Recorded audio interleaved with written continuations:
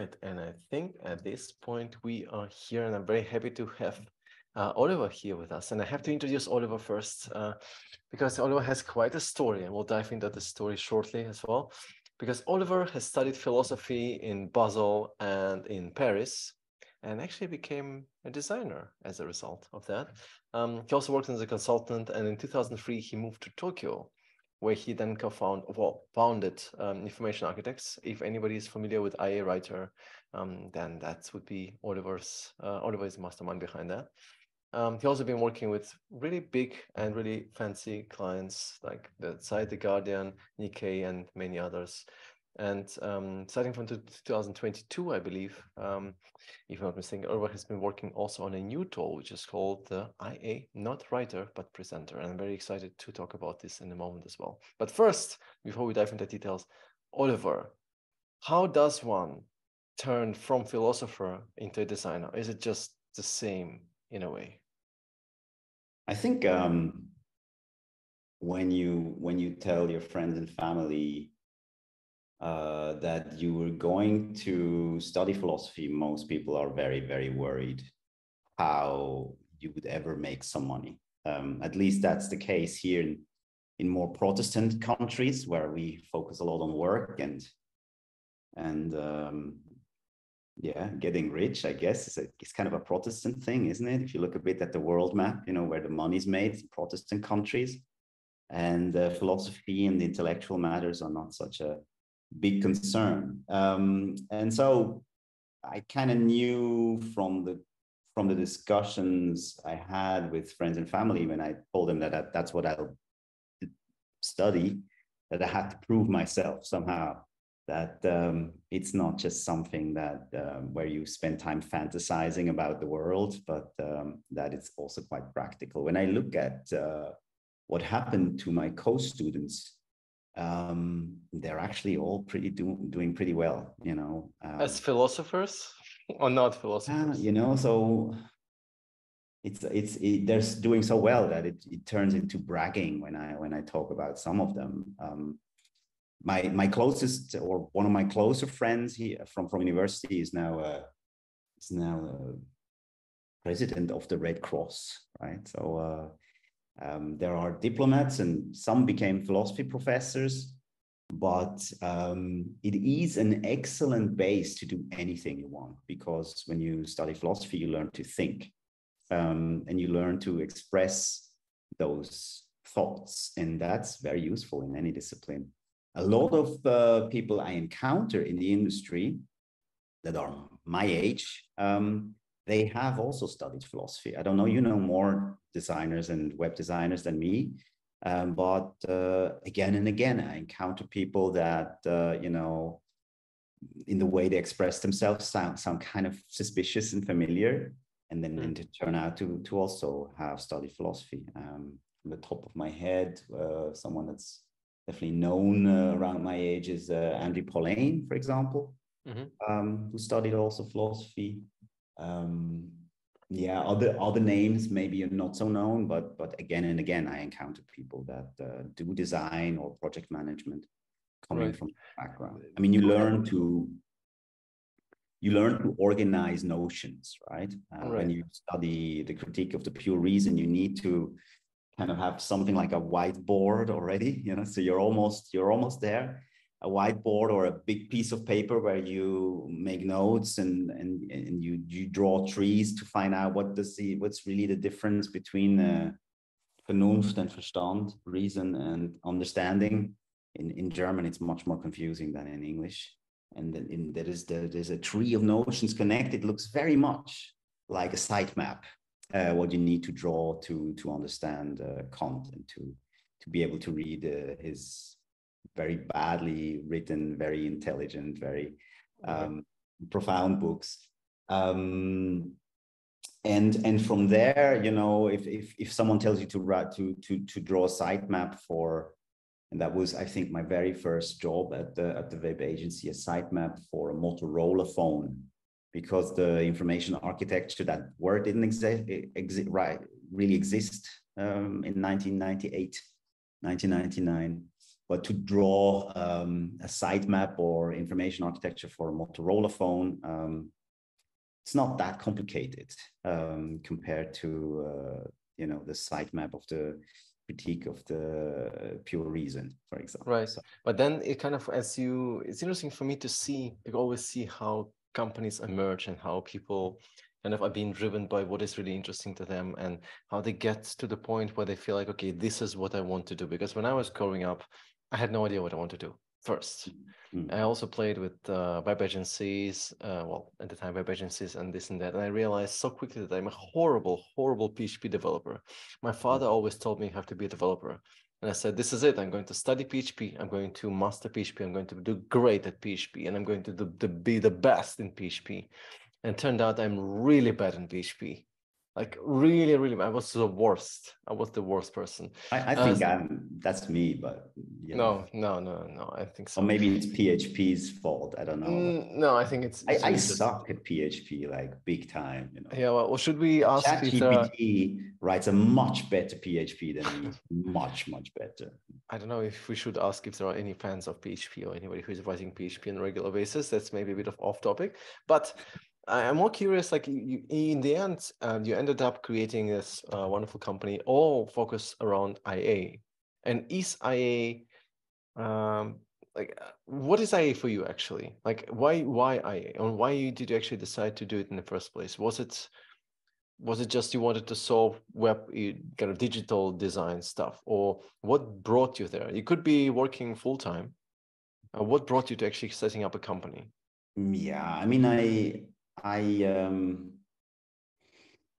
had, like I said, like there was a thing inside me where I sort of had to prove that I can make money, and I actually made, right after my studies, I made a lot of money with my first job. Not now, but in my first job, I worked as a brand consultant for my second job. I worked as a brand consultant for a big brand agency, and at the time, that was a place where you could ask for $3 million for a logo, right? So that was a good time to be a brand consultant. And it was an excellent time if you were like an interactive brand consultant, because to this day, branding agencies and interaction design, they're somehow enemies, I think. But at the time, there was almost no one that had that knowledge. And as a not even 30-year-old, as not even a 30-year-old, had the most astronomical salary. So I made my point that with philosophy you can make money, but I put it in a bank account, and at some point where I was really tired of the branding world, where I learned a lot and it was fun, but I did get tired at some point. I decided to move away, go to Japan. One second, I need to close the door because it's sure. By the way, dear friends, while you're listening to this, of course, it's not just about having conversation with Oliver.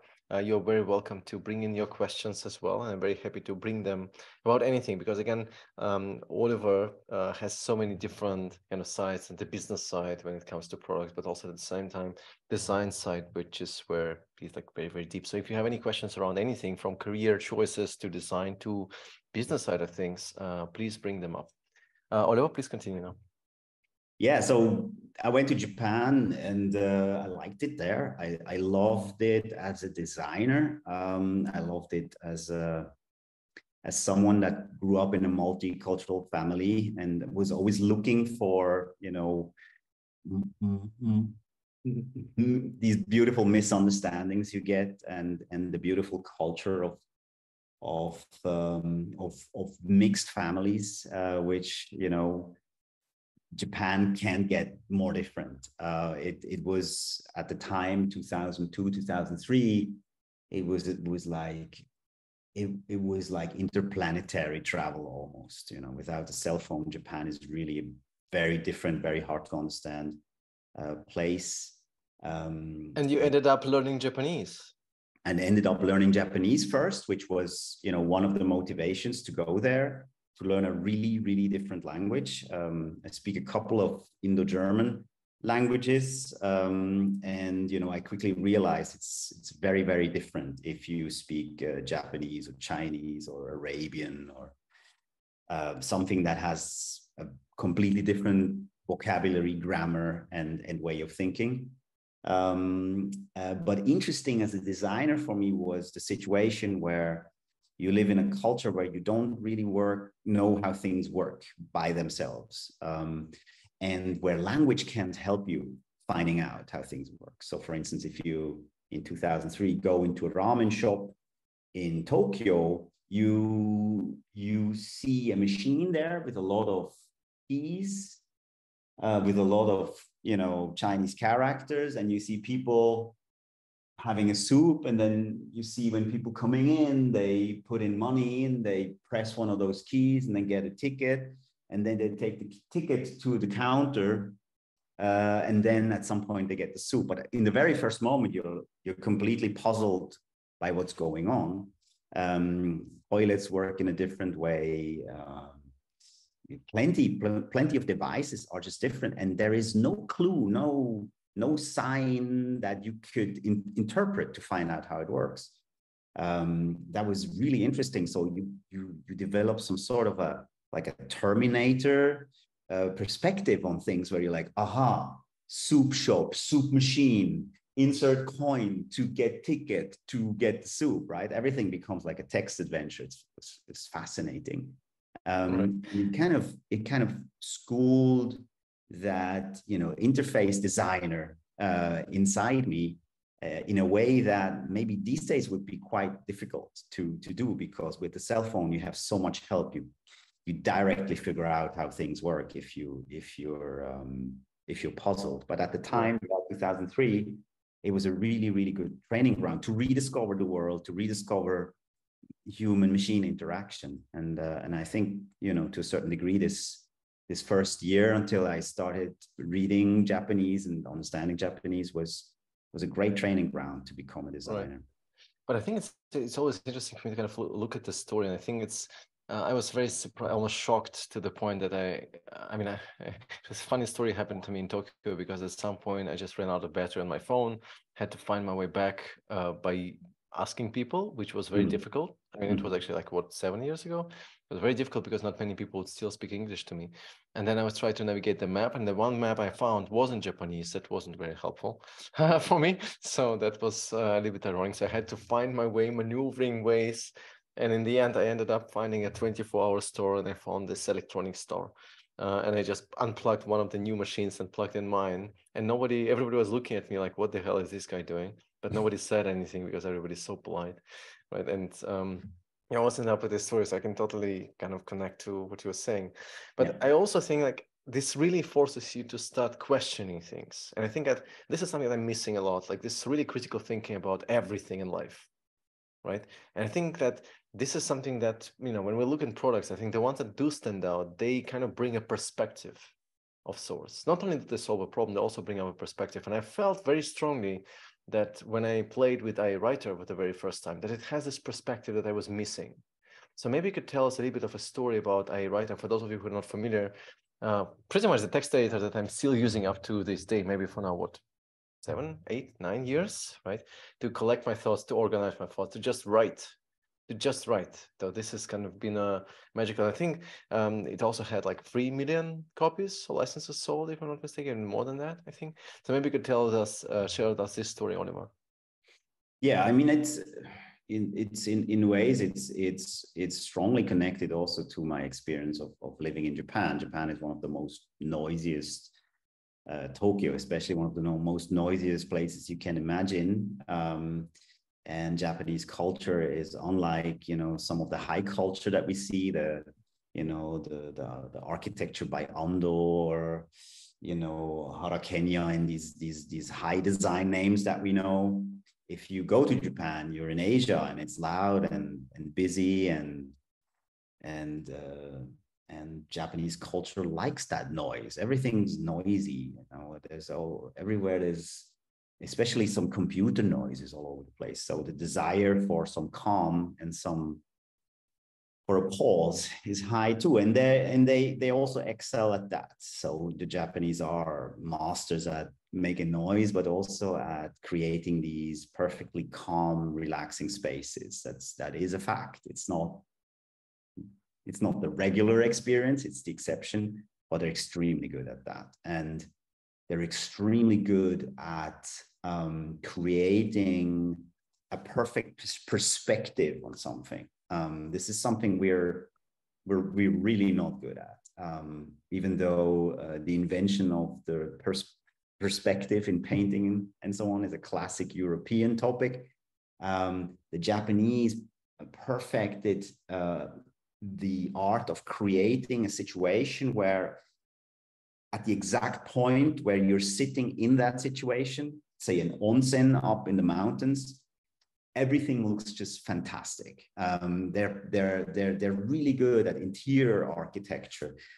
Tokyo from outside is everything but beautiful. It's a mess, right? And there's a mix of different styles, and there are tubes, coming out of the buildings and so on. It's nothing beautiful to look at all, compared to Paris, for example, which is still such a beautiful place to walk through, right? But as soon as you enter the stores or enter a restaurant and so on, there's this perfection in building this stunning, flawless perspective. If you go to, a place like Hakone that has a lot of these Japanese baths, it looks a bit like a dystopian, accumulation of prisons or something, like in a valley, and there's all these nasty concrete buildings, and you think like, who comes here to relax? But when you go into the hotel and you go up with the elevator and go take a bath, somehow they manage,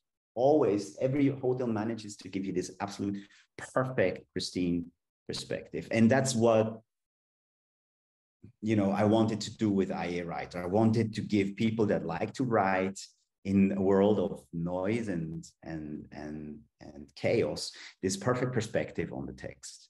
And if you look at Microsoft Word, which is still my fiercest enemy, it's the very opposite. It's like the exterior architecture in Japan. It's a mess. It's all over the place. They reinvent new UI patterns with these strange tabs, but they don't do it right. It always looks different on every computer. When you open Microsoft Word, you have this very tiny text, right? It's not Times New Roman anymore. The classic Word had this very tiny Times New Roman with an even thinner cursor, somewhere in the corner. And when you start writing, you feel like you will never get anywhere because everything's so small and hard to read. And for the first version of IA Writer, the idea was to give you a typewriter experience where you sort of, get motivated and get in the mood by the tapping on the keyboard, but you also see some progress. You have this monospace font that has just exactly the right size and exactly the right thickness, and you feel making progress. You see your characters from the perfect distance where it's nice to read, but you don't read as fast as you would read with a proportional font. You have the exact right speed as well when you do this. And so what we wanted to do basically is recreating or translating the virtue of a mechanical typewriter onto the screen. Mm-hmm. Because as in my experience as a student where I earn my money teaching Microsoft Office, that's why I kind of know the office suite well enough. I realized experimenting with a mechanical typewriter more out of like a romantic fantasy that actually it's a really, really good writing tool. I wanted to understand why that is.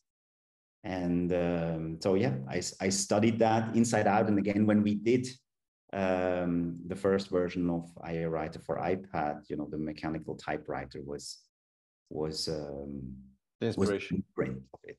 Mm-hmm. Yeah. Okay. I think often we make the mistake when we design things badly for a screen that we think that, oh, this is the screen, we can do whatever we want, we're free, we can reinvent everything from scratch. But actually, a lot of things really work quite well that we've built in the physical world. And rather than just thinking like, oh, I can do what I want, it's good to study these processes and translate them onto the screen. And that's what we did for IA Writer in a very radical way. When it came out, it didn't have settings. You couldn't change the font size. And people were really angry and thought well, because it was also very opinionated, so right? Like, you're telling me how I should look at things now. But in many ways, it's like, if you want to write, that's actually just what you need. But you also mentioned designers, and one question that came up in the chat by Ryan is, so because I know that you have two offices, you have one in Zurich and you also have one in Tokyo. Yeah. So the question is, how do you find working with Japanese designers and developers? Culture shock or the smoothest experience ever? Well,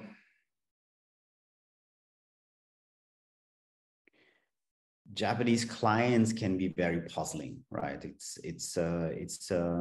Japanese business culture is really, really different. My theory is that after the Second World War, Japanese religion was replaced by Japanese business culture. And that's my theory, and it's an image. Don't go and say, don't tell a historian I said that. Probably laughs at me, because Americans invented a lot of Japanese business culture. They felt threatened by communism, and then they said, well, what can we do to counter that communist socialist wave in Japan that, now we won the war, but now the communists are taking over. Let's invent let's invent a culture where people are permanently employed, where they can't get fired and they work for the company forever. And everybody gets paid more or less the same. Let's invent a socialist culture without calling it socialist, because that's what Japan was and is to a large degree. The differences in salaries are really, really tiny compared to the US, for example. And yeah, people have, once they're employed at a company, or it used to be like that, it's changing now, it was almost like a communist state. And, they invented jobs for people that are not so competent in other matters, so that they made sure that there is almost 100% employment.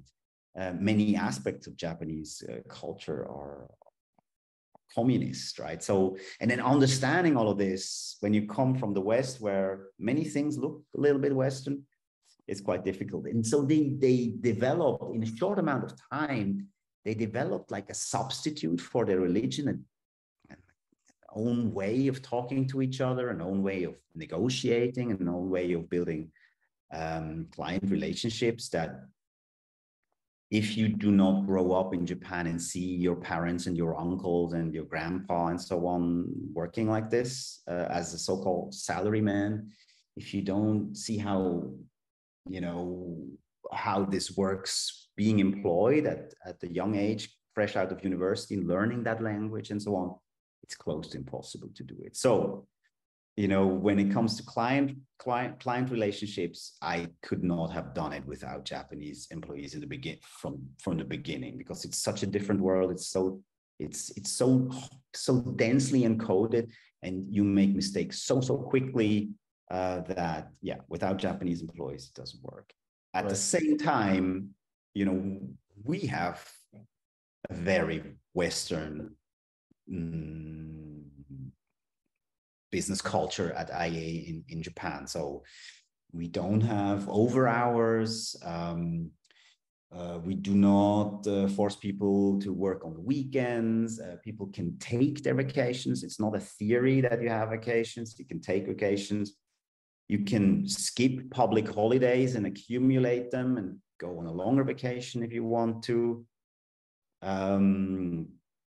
I do not demand total respect. And if someone makes a mistake, I think it's a good thing to talk about it. I don't think that you lose face again when you talk about the mistake, which would be a typical Japanese idea. Like when you make a mistake, right? When you, for example, you call your boss an idiot or something like that, right? the Japanese idea is that both lose their face.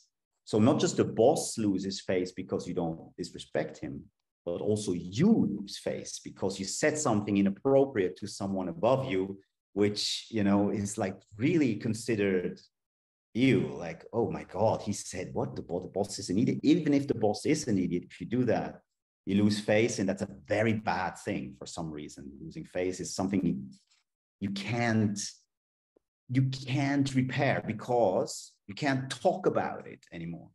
Because if you bring it up again, you're the idiot that, you know, brings up that big mistake that you can't fix, right? That you're always that guy. You can't talk about problems. But we have this culture where, you know, people can tell me if I'm being an idiot. I hope they find more elegant ways to tell me so. And yeah, and for Japanese employees at the beginning, it can be a bit challenging, but they appreciate it. And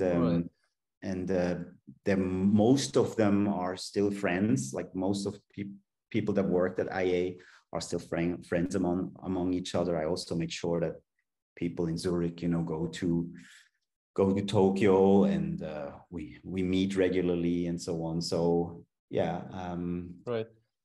We have Japanese employees, and they are different. They come from a very different background, but they appreciate seeing the good.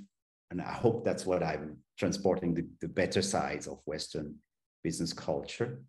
At the same time, then, you know, what you get in return is amazing. I mean, our Japanese employees are very thankful that they can work in such a nice environment, and they're not forced to bring a sleeping bag, to have a sleeping bag in their office, and all these things that are normal in Japanese business culture. I mean, we've heard quite a bit about Japanese culture and how, you know, extra hours are just expected by many people, and then the hierarchy and all. But I really vividly remember one story, that actually one thing that happened to me where I thought, okay, this is quite difficult for me to kind of to grasp and to understand.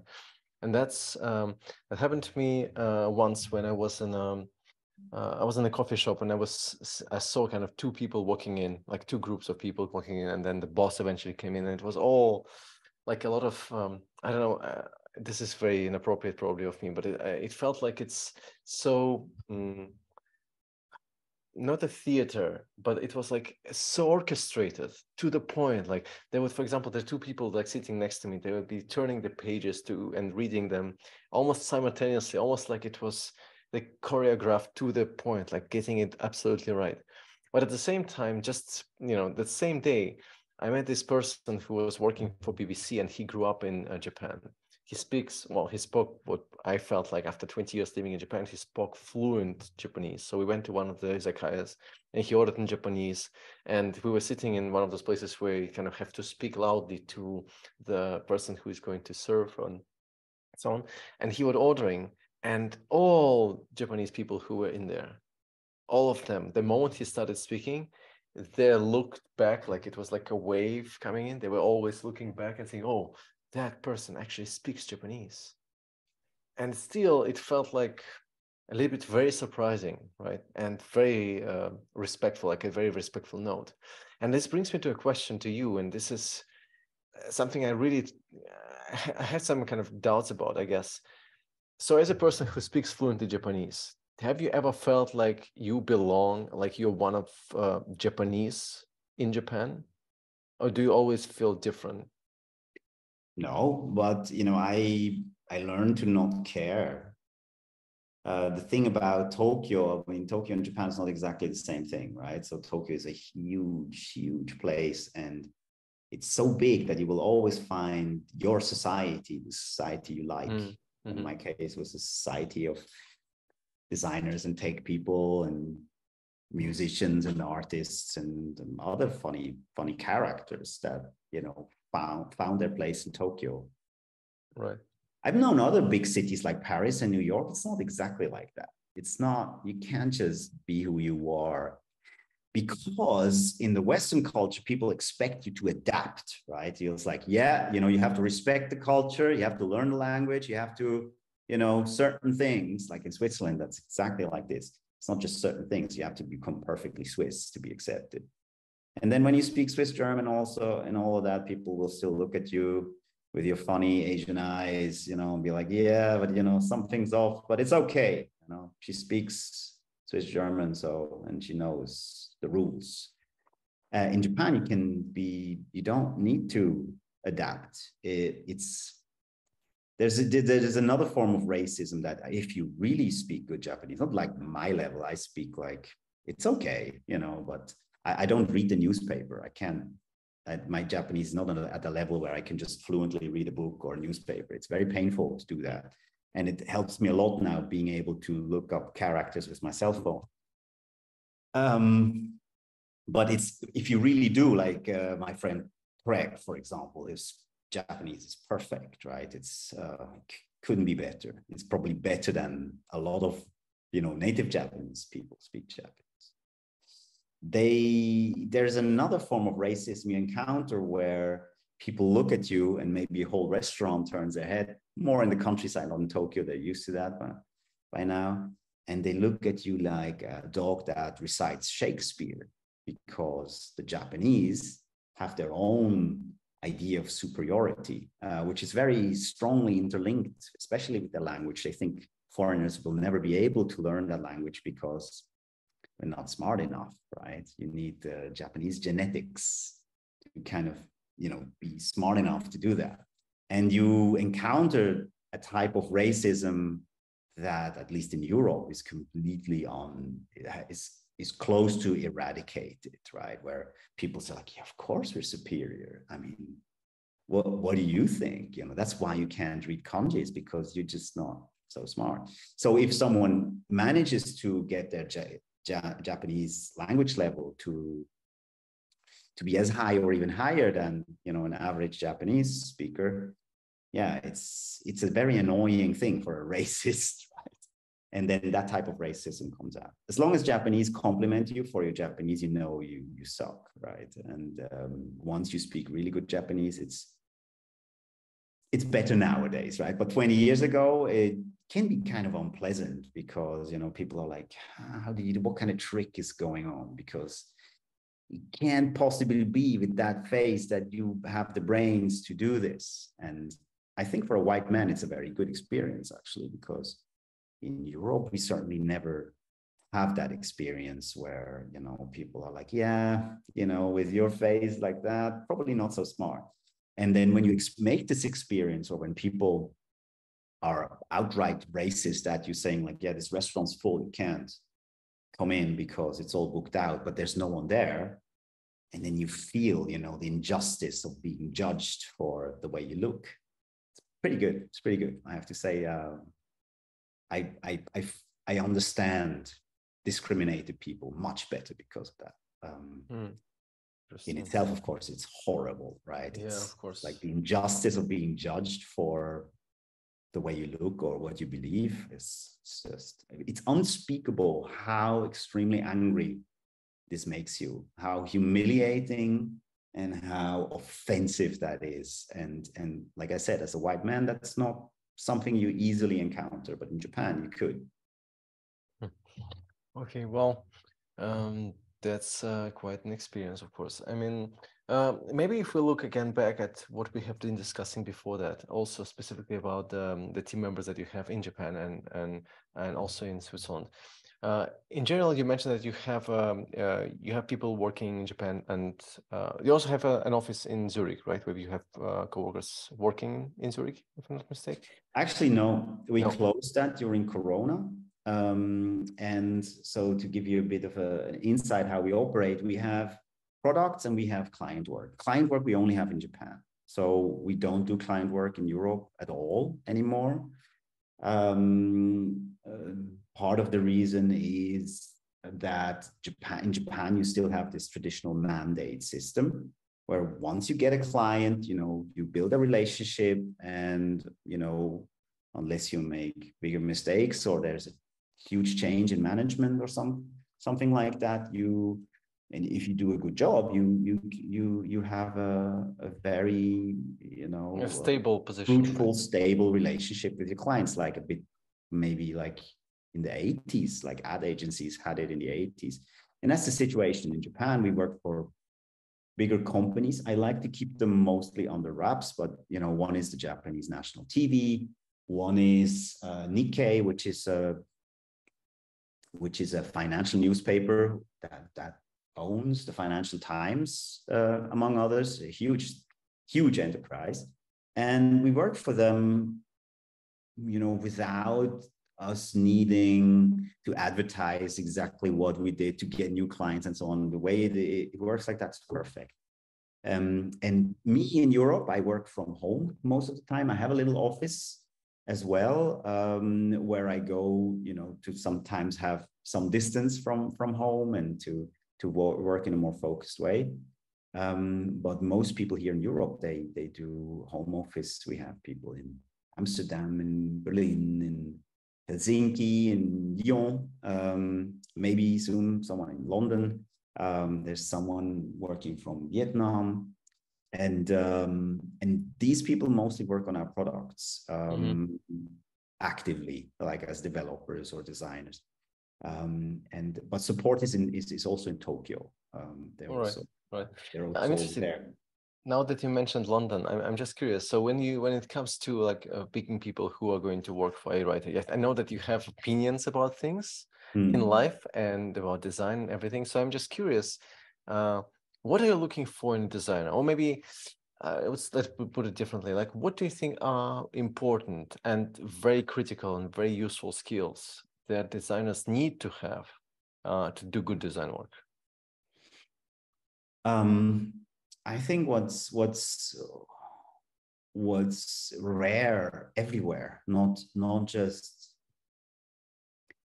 in design, but in design actually there should be an abundance of that quality, but there isn't. What's really, really rare and precious, and I still don't really know why. I have suspicions, but for some reason, people do not have imagination. Like they think they do. They think like, oh yeah, I can imagine it would be nice to have flying cars or something like that. But I mean, true imagination, which is able to see the world as it is for a split second in a better way or in a different way, to imagine something that works differently from the way it works for a good reason. And this, when people say like, yeah, thinking out of the box, actually, I see that very rarely that people have the imagination to see the world in different colors. It's shocking when you look at startups. Like right now, when you go to Product Hunt, it's AI this, AI that, AI the next thing. There's everything they put, and it's more or less, I know I'm being unfair now, but it's more or less, they take an existing thing and they put ChatGPT inside, plus minus, right? People have no imagination. It's terrible. I noticed people have no imagination because when they copy our stuff, they copy it one-to-one, and they also copy things that are not necessarily the way they are. They're just like that because it's our thing, and we like it like that. But people have no imagination. So that's one thing. The other thing is, and maybe it's connected, I think that if you're a kind person that cares about other people, if you're intelligent, you're half a designer. You're half a designer. Because if you're kind and you're able to think about other people, and you do that with imagination, you inevitably think like, how can I make things better for other people, right? That really makes a good designer. Not someone that thinks like, how can I win an ADC or a Cannes Lion or some shit like that. It's someone that thinks about other people and how they can improve their lives. So you need empathy. You need the ability to put yourself into someone else's position. You need to be kind, right? If you're intelligent, you have the best condition to be a good designer. If you lack imagination, and like I said, I have suspicions why people lack imagination, because I don't think we're born like this. Like I have 2 kids, and I can see how plenty of forces, first of all, school, but also the image of what a parent is supposed to do. can destroy that imagination. That is just a human basic force. But yeah, if you manage to save that playfulness, and also I'm quoting one of my favorite designers now, also the seriousness that children have when they play, right? If you manage to save that into your adulthood, I think you have a very, very good precondition to be a designer. Right, but then type of designer that I am is not everybody's thing. I think you need a lot of passion for what you do, but I can see other designers, they take their energy from somewhere else, because that's what you do, right? When you work on matter as a designer and you give it shape, you're putting a lot of energy into the unshaped, in something that doesn't have a form, and that's a lot of work, and you need to do it and work on it and work on it. And some people do this with discipline and diligence, and I can only do this with passion. So passion might not be necessary, but some source of energy that makes you want to give shape to the unshaped, that is necessary. And whether it's diligence or passion, that is a personality trait. Right. Also, maybe just as a quick follow-up on that, and I think it also ties in with what Paul is wondering here in the chat. So are you saying that school destroys imagination? I have certainly heard this expressed elsewhere. Mm-hmm. Right? Yeah. Do you feel like we are, the question that I wanted to ask is actually a little bit different, because I was looking into how do you even detect imagination? Like, are there particular ways of asking the right questions to look out, to seek for interesting answers, or how would you do that? Because again, if I look at schools, this is actually my experience as well. I feel in many ways there are so many things I wish I had learned in school. Mm-hmm. Mm-hmm. From, I don't know, simple things like taxation, how taxes work. Nobody has ever told me. And then I was doing all that, like in my 20s. I was like, I'm so cool. Like, I will care about taxation. Come on, give me a break. I'm not going to. Or pension, how pension funds work and all that. I don't know, stock market, all this. I wish I would learn that, right? And I kind of wish that I had some sort of methodology maybe of how to, I don't know, explore things, ideas, and so on and so forth. So I kind of see where, I wouldn't say the school failed me. I mean, I think in many ways I kind of learned what I needed to do to learn, and I try my best to really shape my way of thinking through mathematics, and all that kind of helped me, of course. But do you feel like school is really, how can we fight that idea, that notion of school destroying imagination or being really bad for you? Do we just need to keep imagination or playfulness alive? Is this our job as parents? I think like when you see how much schools are threatened now by artificial intelligence, which does many cool things, but in essence, it mixes up an average of existing stuff in new ways, new surprising ways sometimes, but mostly it does exactly what teachers want pupils to do. And it does it better, right? It writes better white papers, calculates most of the time better, it gives better answers on that history test. It is even a better teacher than teachers often, because you can actually ask ChatGPT without feeling ashamed when you don't understand something. You can ask it without feeling ashamed towards the teacher, but also towards other classmates. So it's really fundamentally scary how ChatGPT seems to be a much better version of school than school itself. And yeah, it undermines the test situations and everything. So I think that this basic idea of school that, and I'm historically not, familiar enough with how exactly it came to be the way it is. I think school prepared like a early industrial worker sort of for the world we had like in the mid 19th century, you know, to be obedient, to produce what you're expected to produce in as precise a manner as possible. So it's a perfect training ground to for making someone productive, not in the sense of, you know, giving a lot of interesting, colorful output, but to do exactly what you're expected to do. All the tests are, or all the tests I see from my children are geared in a way not to, you know, to reinforce their curiosity, their attention, and their understanding of things, but to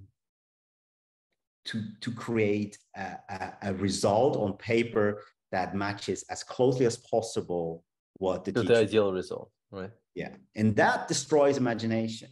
What would train imagination is learning. You know, a lot of people say like, yeah, learning to work with other people or learning to use your imagination, learning to think. I think like very precisely teaching them how to see and making them experience language, not you know, reproduce patterns that the education system expects or the industry expects. Right now, it's even worse than when I went to school because my children are in meetings now. You know, teachers use PowerPoint. I didn't know this before I had children, but when you go to university or even high school, the teachers, they have PowerPoint presentations, right? That they use PowerPoint presentations. So basically they're running meetings there and they teach children. Like my daughter learned PowerPoint when she was 6 or 7 years old for kindergarten, a bit more because she was interested. But in primary school, you definitely learn PowerPoint. You learn to run meetings and so on. So there, and everybody thinks a good thing. Yeah, they're gonna get prepared for the job. You know, it's very practical. Yeah, that's useful. No, that's not what school is supposed, in my opinion, is supposed to do. School is supposed to prepare you for a world that is run in this stupid meeting type of way, right? So that you can come in and you change it. We're not going to hold meetings anymore when no one listens because no one has anything to say. You know, I want children that go into the world of work with a lot of energy and the feeling that they can change things because they can see what's going wrong and they have enough and they've trained their imagination because it's a muscle. They've trained their imagination to think how things could be done better. Yeah, in many ways, this is kind of the role of design optimism as well. that you can change things, right? That it's not as it is, and so it must be good. Or because someone makes a lot of money, it must be right. So that's what I would expect from school. For me, going to school again through my kids, it made me a kid again. It made me angry, and it made me understand that the anger and the boredom, the infinite boredom I experienced at school, I was right to feel this. I just should have demanded as a child that they change, that they don't use the same books and the same prepared photocopies. You know, I had a German teacher that in 1993 used photocopies from 1972. No, they were not photocopies, they were like these blueprint things. Oh, yeah, I know what you mean. Yeah. They used it so much that it was hard to read, but I could see the original date is 1972, you know? And yeah, I didn't know enough about the world to protest, to say like, this is wrong. You're a lazy bastard, and you should prepare every lesson, you know, with the best intentions and as good as you can to make us enjoy German, and not tell us you don't speak German. That's the thing, the sentence they use, the German teachers: du sprichst kein Deutsch, du kannst kein Deutsch, you cannot German, right? We can German. So I think, yeah, they're destroying our imagination because they prepare us to be productive, but productive like industrial worker from the 1970s, the 19th century.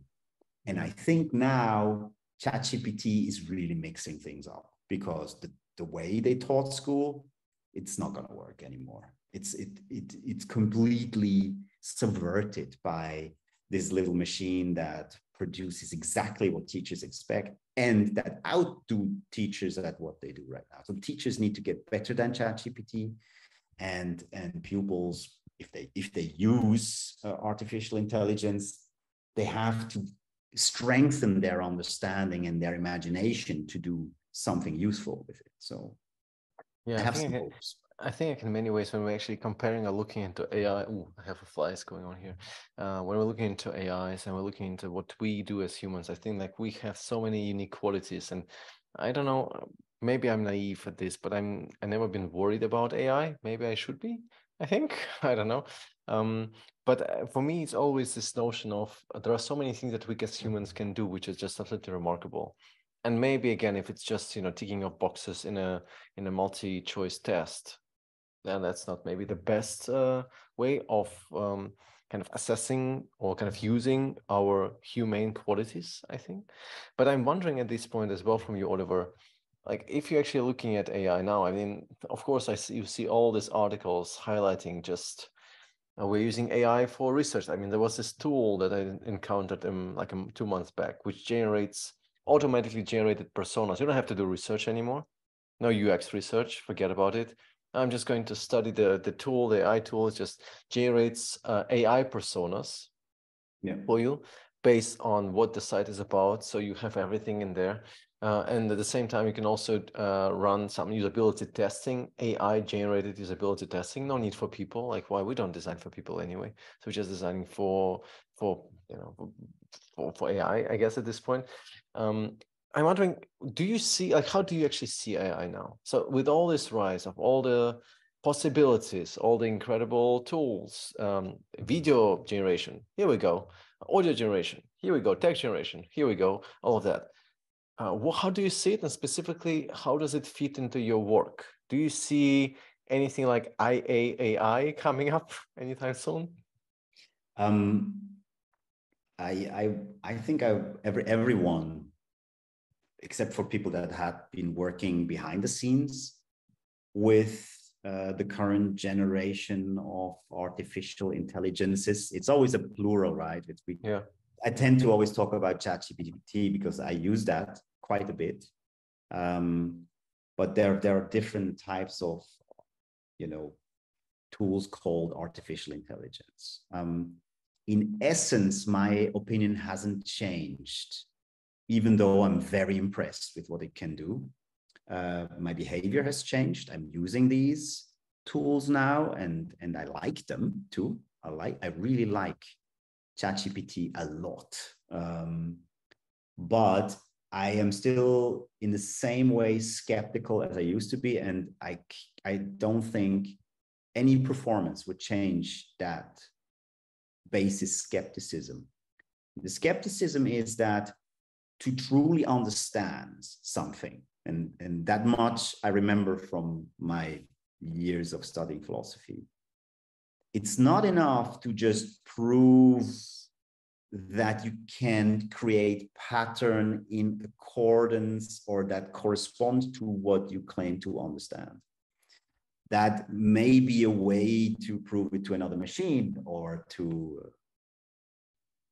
a computer program that you understand. But for you, for your personal experience, to be sure that you understand, you need to feel what you think. You need to feel what you say.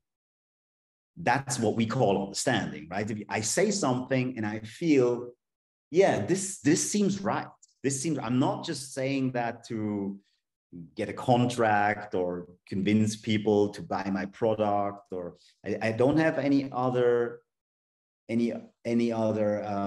Absichten, any other ideas at that moment where I say something, but to my best knowledge and to my best conscience, what I am saying right now is exactly what I feel. And the closer I get, the closer that relationship between my expression and my my impression is between what I feel inside and what I express on the outside, the happier I am. And the more I know this is what I really think. This is what I really mean. I understand what I'm saying and I mean what I say. Now, computers can't do that. They don't have a body, because the beauty about this is not just that moment where I express myself. You know, I can get very happy when I manage to put things right, you know, exactly in the way I want to express them. But the real beauty is when this expression arrives on the other side, and I see, to my best knowledge, that it arrived very, very much in the same way I meant it. Now, it's difficult to make that happen. We know this, right? We always get misunderstood and so on. And it's very difficult to judge if it really happens. We judge by the reactions people give us. We judge by the faces we see. We look each other in the eyes. So on the screen, it's much harder. I'm sure that if you'd sit here, you would feel that I'm really serious right now, right? And I can't do this over the screen so well. But when this happens, when we share language, and for a brief moment, again and again, here and there, we become one in communication. It's a beauty that is unachievable when you communicate alone with a computer, or when you consume something that a computer has calculated for some reason, and you think for a second, like, I am the person giving this meaning. This computer sort of uses my body to give meaning, what has been calculated, and other people have been programming computers to spit out meaning that they didn't feel, they were not sure, they didn't put themselves into this. And they have the potential to abuse this to a point where they can basically eradicate entire human lifetimes like that these days. What I'm saying here is, if you create misinformation because you want Russia to be the best, or because you want America to have another right-wing president or left-wing president, doesn't matter. You create misinformation. Oh. Just a second. Hold on. Okay, Oliver, please. Now, can you unmute yourself now? I think you're muted. Yeah. You waste people's time with computer-generated text. And today, with, you know, mass publication at the scale, it's scary, right? So there are a lot of dark aspects in machine-generated communication, be it visual or be it verbal, and we can actually see it too. So when you look at computer-generated imagery, it's one big horror show. And even the most beautiful, like, you know, 60s type fashion photography, if you look precisely, you see that darkness at work. That is because visually we're highly trained to see patterns. And I believe that at this point in time, where these artificial intelligence systems are not optimized, we can see the death and the darkness and the lack of sentiment. When a painter paints an image, every paint stroke has been felt in some form or the other. And with a talented painter, every little tiny paint stroke is exactly where the person felt it needed to be. With computer-generated stuff, it's just a calculation, goes out, and we fill it with meaning. And we use our time to do that. And if we use our time to fill, you know, stupid, average calculations with our time and meaning, we're dying a little, right? And if you do that on a huge scale, you're basically erasing people's lives. I don't know. I tried to express that thought in many forms, and I was never really able to do that perfectly. But I saw that in the 90s when I realized that computers have the ability to just completely erase time. You know, you work on a text and then somehow, you know, the hard disk crashes, or, you know, the electricity goes out, this stuff's gone. And with with artificial intelligence and the ability to create simulated meaning, you can attract so many real minds and bodies to try to fill that nonsense, that crap with meaning, that actually you're able to eradicate entire human lives like that, because it's hours and hours of real human lives going into these texts. And I see a lot of problems coming at us because of that. At the same time, I think it's amazing if you use these tools for yourself. So if before you publish something, you use ChatGPT, or before you show one of your images, you maybe use some of those more visual tools to optimize, to save people time, then I think you do it right.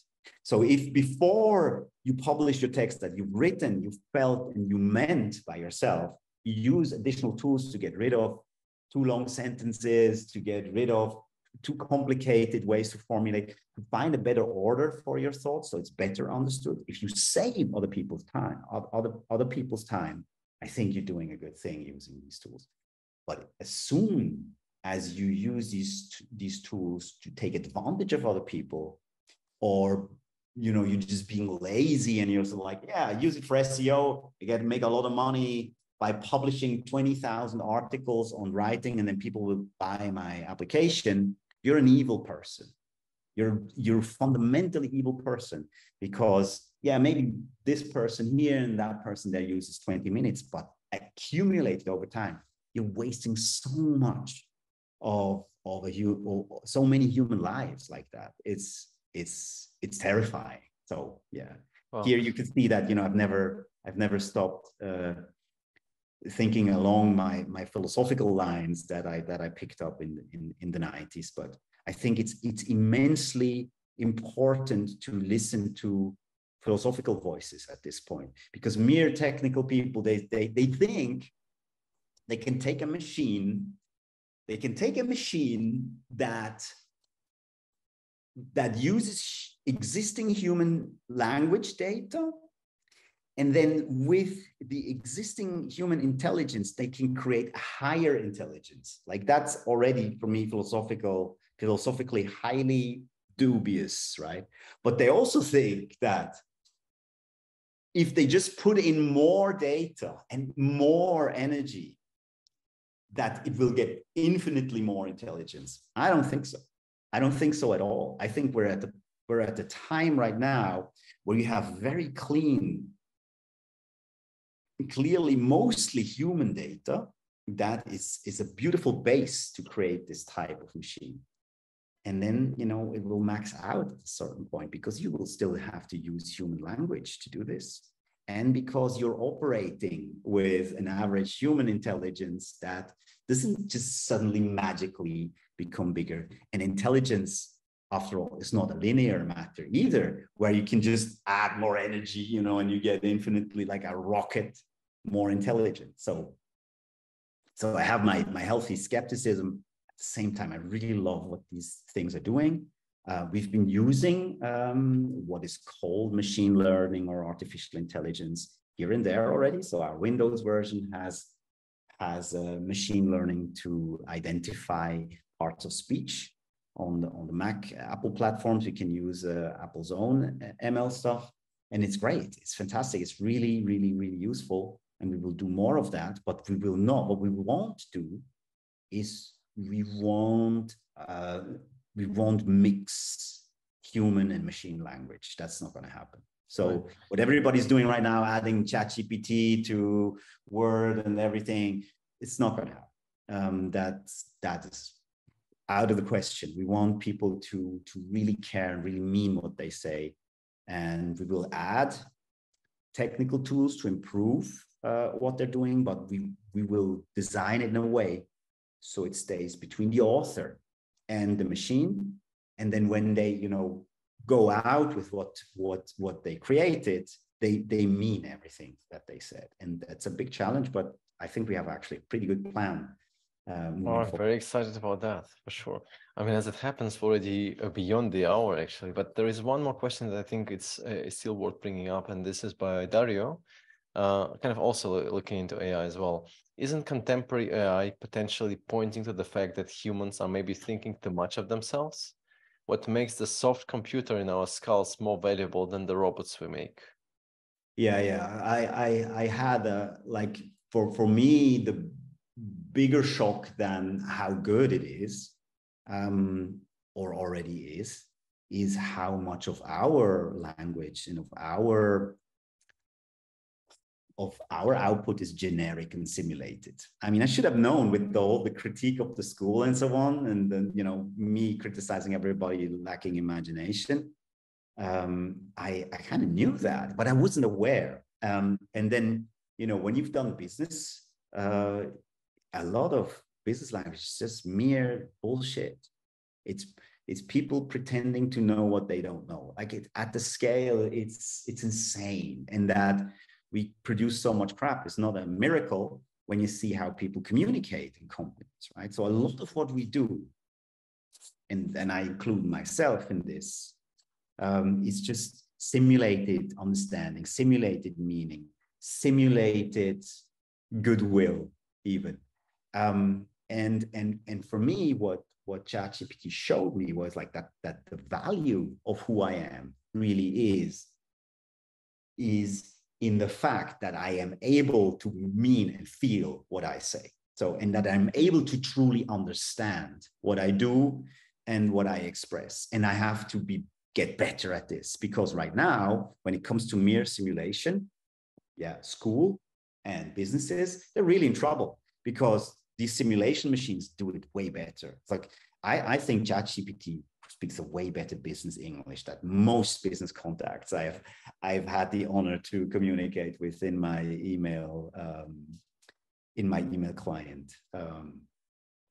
I think one of the spectators actually worked at one of the clients, Nico, if I'm not mistaken, right?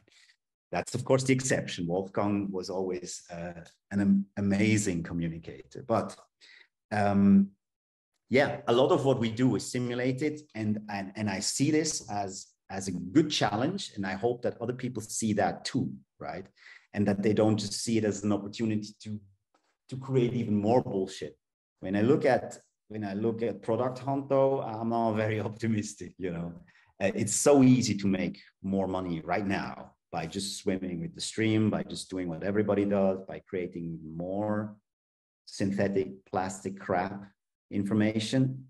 That, I'm not all too optimistic about that. But you know, every movement has a counter movement, and I knew from the beginning when I saw that Notion integrated ChatGPT, like 2 weeks after it became public or something like this, I knew that this is not going to happen for us, and that there's a huge opportunity if you think beyond just the immediate trends right now. Like the immediate trend is like put ChatGPT into everything.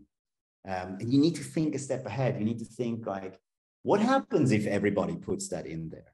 What happens, right?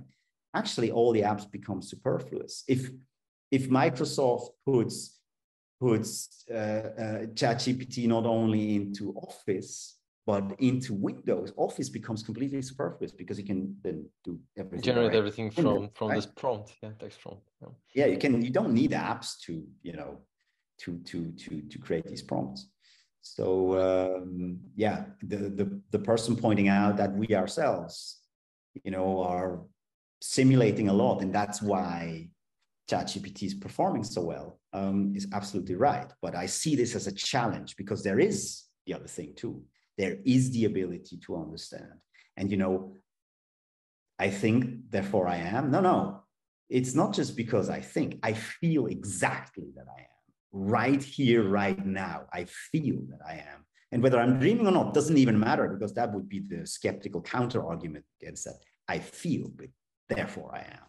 And I feel that I think in the end. So, and I think we should double down on this. We should double down. And people that get this, not people that just use AI, they will own the future. No, that's not.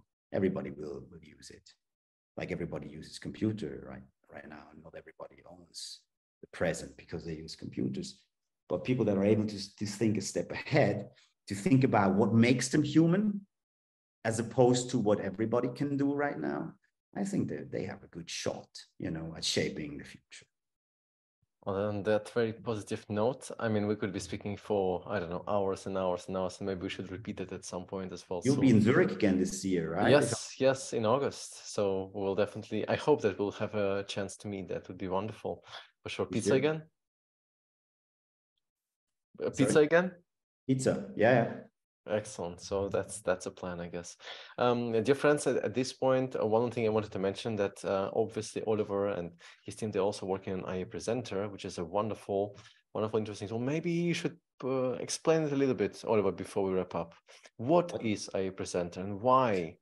And what for? Yeah, I always forget that. So I get so carried away with philosophical matters and design that I should also sell. So we did with Presenter what we did with IA Writer, where we asked ourselves, how should a presentation app look and work if it were made to hold presentations? And again, this time we didn't have a typewriter, but what we looked at is how were presentations made before there was PowerPoint. Seems to be, must be a long time ago, but presentations before Presenter were made by people thinking about, what do I want to say? How do I structure that? How do I say it? Then they would refine that, and then they would try to memorize what they were about to say. And then there was the actual action. It's a classical rhetorical canon. It's actually called that, like that. And we try to produce an app that follows that classical rhetorical canon. So what you do with IA Presenter, in short, is you write down your story, what you want to say, and you better get it right before you start. You should think it through. You could use existing material, an email or a tweet storm if you still use Twitter, and you put it in your IA Presenter, and then you have the ability to illustrate. Be careful with what you use. Don't just use any random stuff because you think you need to have a picture on every slide. That very method is baked into Presenter, that you first think about what you want to say. And when you've done that, you illustrate it. And then you have a very nice teleprompter type of environment that, in case you didn't have enough time to prepare, which you have because the thing is extremely fast. It cuts down your presentation making time to, like, I would say between a 10th and a 5th of when you use a visual tool where you move stuff around and you never get anywhere and you completely forget the structure and what you wanted to say. It's extremely fast. The layout is more or less automatic. You can decide how to position an image and so on, but we feel that you shouldn't be wasting your time like that unless you're a designer and you really care about the pixel perfection. Then you use Figma or whatever, that's fine.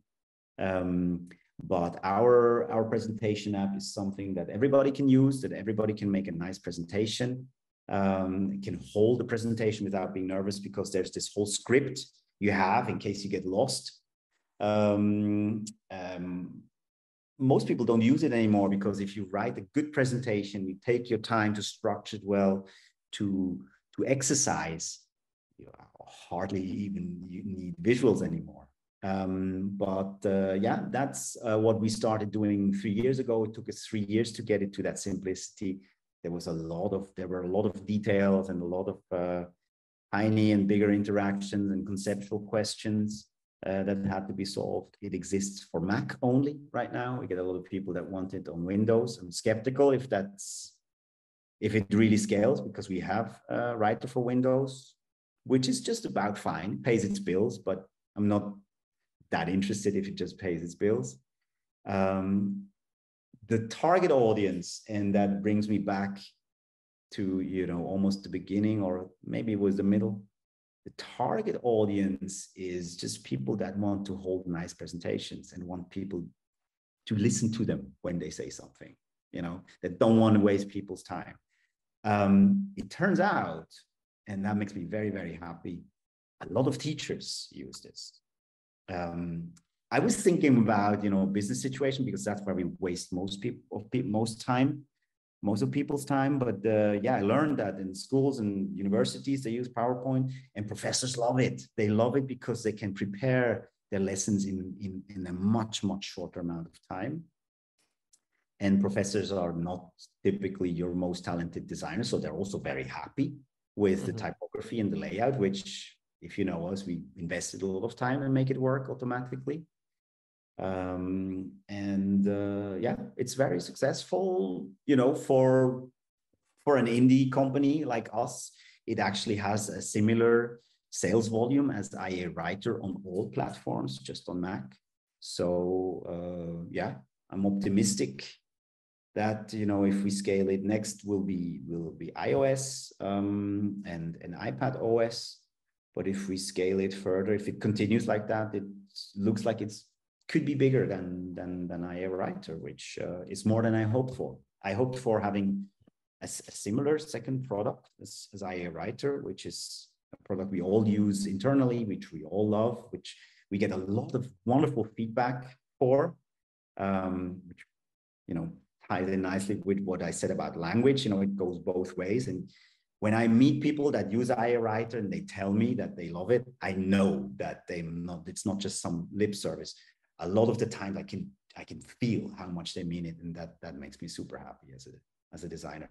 And it's the same type of reaction we get for Presenter. It's also the same type of negative reaction. Some people say, nah, I love Keynote, or it doesn't have that feature, so it doesn't display lists one after all, so I can't use it. And then they don't use it. That's fine too. It is, as I write, it's also in some ways kind of opinionate, because we want to give people that Japanese perfect perspective, which to a certain degree is how, of course, we imagine that perspective to be. But we've learned over the years, and we talk with so many people over these last 3 years building this. It's not just one designer's opinion of how a presentation app should be. So, excellent. Well, that sounds very promising and all, and I think that Niels is also mentioning here in the chat that I love the fact that IA Presenter is available as a subscription as well as a one-time purchase. Right. Excellent. Well, I'm very excited to see how it's going to evolve. I'm very excited about your new journeys. What else you're going to reinvent? There are so many things to reinvent, like healthcare. Should we be expecting a healthcare product at some point? I think if you pay close attention, what is my target right now. But you'll see soon. Okay, that sounds really good. Well, thank you so much for joining us today, Oliver, and thank you so much everyone for joining in. Everybody who's going to watch later as well. It's been a pleasure. From our end, we are going to announce a few next Smashing Hours and Smashing Meets as well. One on UX is coming up in August as well, and we have a conference coming up. Well, actually, the Smashing Conf Freiburg is already sold out, but we have Smashing Conf Antwerp in Belgium, which is coming up, all about design and UX. So maybe we'll see you there. That would be wonderful and fantastic. I'm sure that either me or Jarain is going to drop in a link in the chat. Probably I will. I think it might be a bit late in Hong Kong already at this point. But thank you so much, everyone, for joining in. And we are very much looking forward to see you again. Have a wonderful rest of the day. Thanks again, Oliver. Please, everyone, send a round of pizza emoji to Oliver. Everyone. Thank you all. Thanks, Oliver. Bye-bye.